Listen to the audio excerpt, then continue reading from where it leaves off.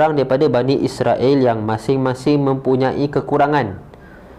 Seorang daripadanya berpenyakit sopak, seorang daripadanya botak, dan seorang lagi buta matanya.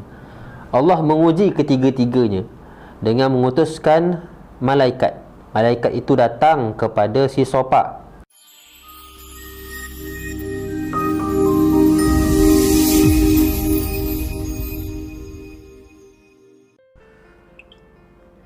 Dah.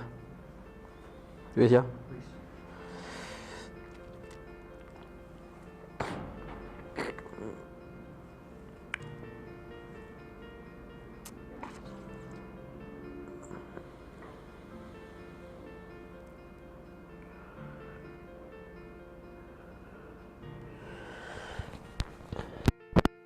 Bismillahirrahmanirrahim. Assalamualaikum warahmatullahi wabarakatuh.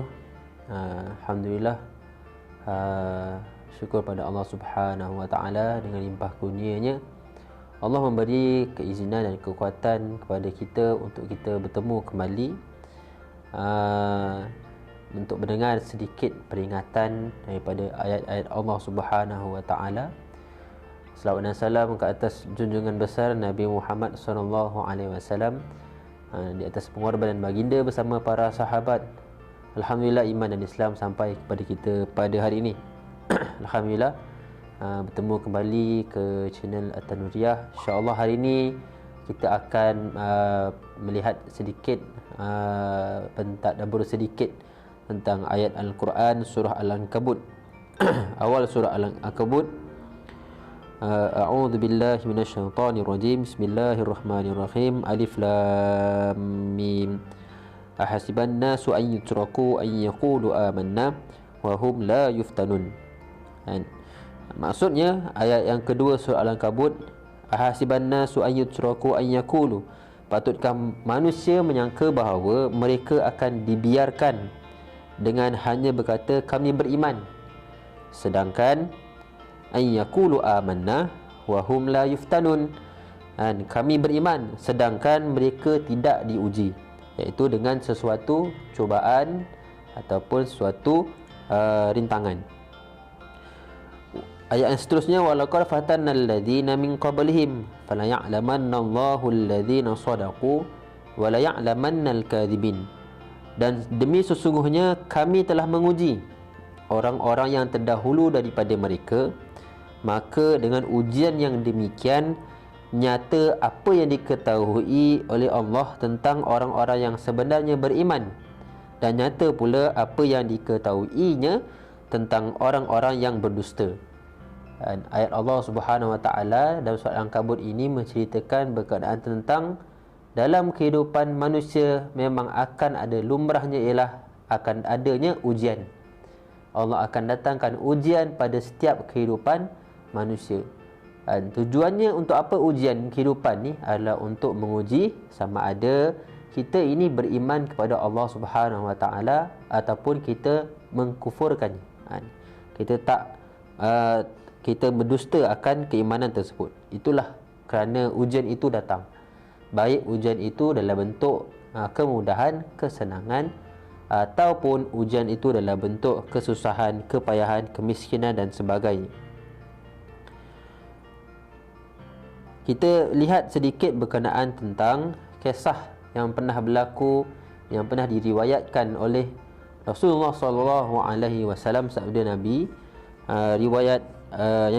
hadis yang diriwayatkan oleh Abu Hurairah. Rasulullah sallallahu alaihi wasallam bersabda, mafhumnya bahawa sesungguhnya ada 3 orang daripada Bani Israel yang masing-masing mempunyai kekurangan. Seorang daripadanya berpenyakit sopak, seorang daripadanya botak, dan seorang lagi buta matanya. Allah menguji ketiga-tiganya dengan mengutuskan malaikat. Malaikat itu datang kepada si sopak, sahabat yang pertama ni tadilah. Dan kisah ni yang berlaku pada zaman dahulu, zaman Bani Israel. Apakah sesuatu yang paling engkau inginkan? Malaikat tu tanya kepada orang yang si sopak tadi, apakah yang engkau inginkan? Maka si sopak menjawab, saya inginkan paras yang tampan. Apa tu sopak? Sopak ni ialah penyakit kulit lah. Penyakit kulit menyebabkan mungkin ada sedikit kekurangan dari sudut paras rupanya. Maka si sopak tu tadi bagi tahu, saya inginkan paras yang tampan dan kulit yang cantik serta hilangnya penyakit yang menyebabkan orang merasa jijik dengan keadaan diri aku. Maka malaikat itu lantas mengusap si sopak dan kemudian hilanglah penyakit yang menjijikkan itu, serta diberi paras rupa yang tampan dan kulit yang cantik. Maka malaikat itu bertanya kepada si sopak, harta apakah yang paling engkau mahukan? Kemudian si sopak menjawab, saya ingin menjadi usahawan penternak unta, atau dia mengatakan lembu, iaitu seorang usahawan penternak yang berjaya. Kemudian dia diberi unta yang sedang bunting 10 bulan, dan malaikat tadi berkata, semoga Allah memberi berkah dan rahmat ke atas apa yang engkau terima. Itu sahabat yang pertama, si sopak. Si botak, yang kedua si botak, kemudian malaikat itu pergi kepada sahabat yang kedua, iaitu si botak, dan bertanya soalan yang sama, apakah yang engkau inginkan? Si botak menjawab, rambut yang rapi dan hilangnya penyakit yang menjadikan orang jijik kepada diri aku. Malaikat lantas mengusap si botak dan selepas itu hilanglah penyakitnya serta tumbuh rambut yang cantik rapi di kepalanya. Malaikat tu tanya lagi, harta apakah yang engkau mahukan? Si botak tadi menjawab, saya inginkan menjadi usahawan penternak lembu yang maju. Samalah macam si sopak tadi. Kemudian dia diberikan lembu yang sedang bunting, dan malaikat tadi berkata, semoga Allah memberi berkah dan rahmat ke atas apa yang engkau telah terima. Kemudian malaikat pergi kepada sahabat yang ketiga, iaitu si buta. Si buta ni orang yang tak dapat melihat lah. Soalan yang sama ditanya kepada si buta, apakah sesuatu yang paling engkau inginkan? Kejawapannya mesti dah kita boleh agak kan. Orang yang tak dapat melihat, apa yang dia nak mestilah dapat melihat semula. Si buta menjawab, si buta menjawab, Allah mengembalikan penglihatan aku supaya dapat aku melihat semula.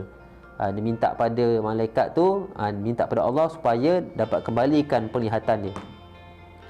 Malaikat lantas mengusap si buta, mengusap mata dia, dan Allah kembalikan penglihatan si buta tu. Lalu si buta tu dapatlah melihat. Malaikat itu bertanya lagi, harta apakah yang engkau mahukan? Si buta menjawab, saya ingin menjadi usahawan penternak kambing yang berjaya. Tadi yang si sopak unta, si botak lembu, jadi si buta ni kambing.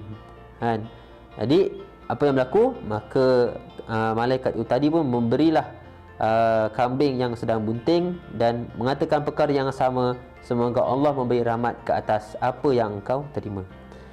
Lalu selepas beberapa lama peristiwa malaikat jumpa pada tiga-tiga sahabat tersebut, maka lama kelamaan unta, lembu dan kambing milik mereka ketiga-tiga sahabat tersebut berkembang biaklah, sehingga memenuhi suatu kawasan.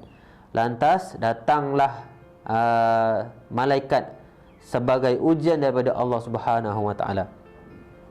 Malaikat itu menyamar sebagai seorang yang berpenyakit sopak seperti keadaannya dahulu sambil berkata, ni dia jumpa siapa? Dia jumpa si sopak dulu.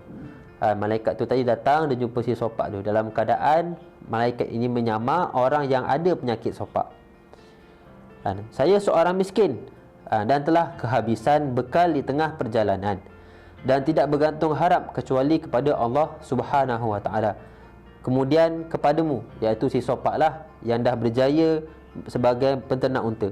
Saya benar-benar meminta pertolongan kepadamu dengan izin Allah yang telah memberi engkau paras tampan, kulit yang cantik serta harta kekayaan. Saya meminta kepadamu seekor unta untuk bekal melanjutkan perjalanan saya. Tapi apa jawapan si sopak ni? Si sopak berkata, saya tak dapat memberikan apa-apa kepadamu. Padahal dia dah menjadi usahawan unta yang berjaya. Malaikat tu berkata, kalau tidak salah saya pernah kenal kepadamu. Bukankah dulu kamu ni orang yang ada sakit sopak? Orang tak suka kepada kamu kerana jijik melihat paras rupa kamu. Dan bukankah kamu ni dulu ialah orang yang miskin, orang yang tidak mempunyai apa-apa, kemudian Allah memberikan rahmat kepadamu. Si kaya yang sebelumnya sopak itu berkata, sesungguhnya saya mempunyai harta kekayaan ini daripada nenek moyang. Maksudnya apa? Maksudnya dia dusta lah, dia tipu lah. Dia tipu malaikat tu. Malaikat berkata, jika kamu berdusta, maka Allah akan mengembalikan kamu seperti keadaanmu semula.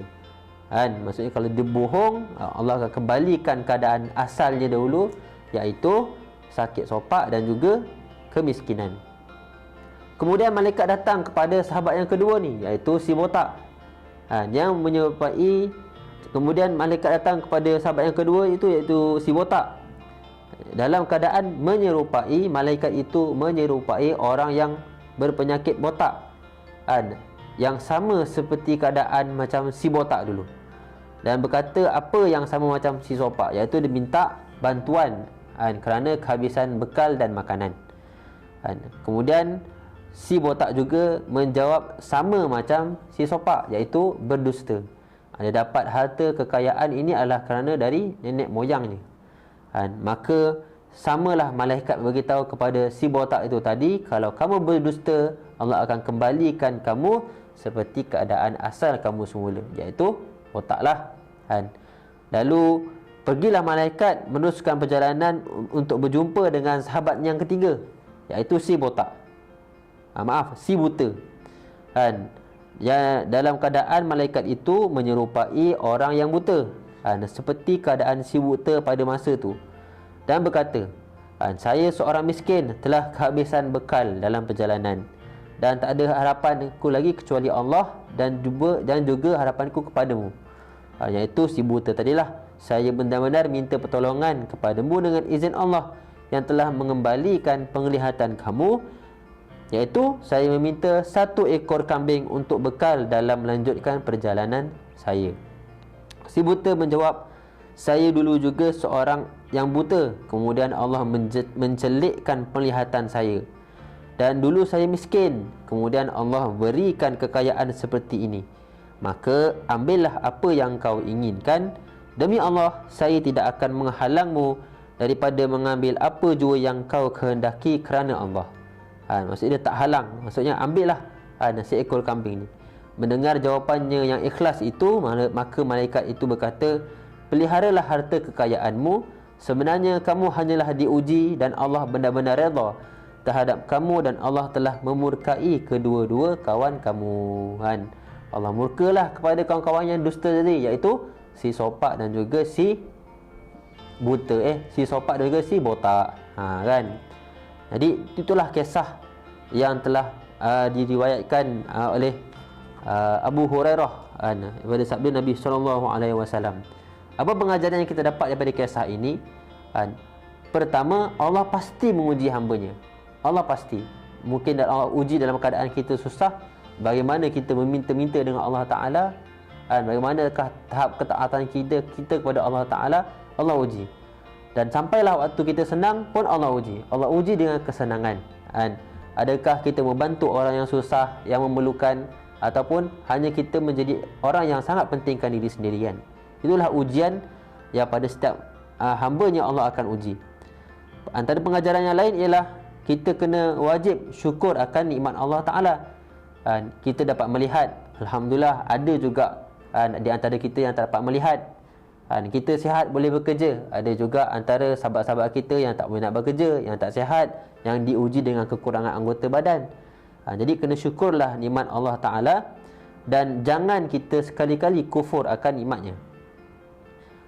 Antara pengajaran yang lain ialah kita kena banyakkanlah membaca atau mengambil ibrah, pengajaran daripada kisah-kisah yang lama, kerana ia memberi pengajaran supaya kita tidak terjerumus ke dalam, ataupun tidak terjerumus menjadi orang yang didustakan oleh, orang yang dilaknat oleh Allah Ta'ala. kisah ini juga menjelaskan bahawa pentingnya untuk dalam hidup kita ini memperbanyakkan sedekah. Perbanyakkan sedekah sebagai tanda kita mensyukuri nikmat Allah Subhanahu wa taala.